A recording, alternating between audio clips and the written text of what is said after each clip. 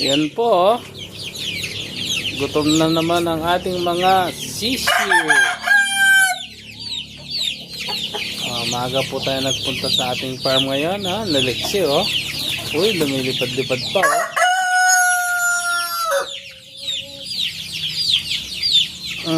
Gutom na kaya.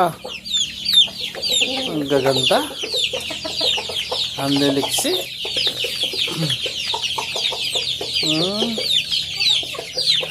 So, pakakainin po muna natin ang ating mga sisiu. Tignan natin sa kabila. Yan, no? Wow!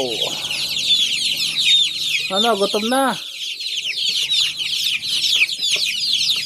Yan, no? So, pakainin po na muna natin sila nang tumigil na ang pag-iingay nila. Yan, no?